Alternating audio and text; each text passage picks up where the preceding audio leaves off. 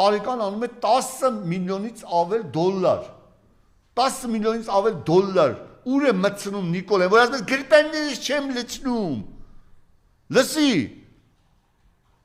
Ծիրանի սուպերմարկետը գնեցիք փողը խիչ ես տալիս այդ տիրոջը։ Ինչ չես փողը տալիս։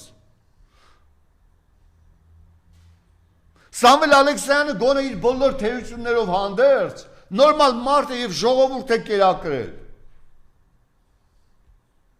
Մի ամբողջ ժողովուրդ 30 տարի է Երևան Սիթիներով է կերակրվում։ Նորմալ գներ, նորմալ ամեն ինչ նորմալ։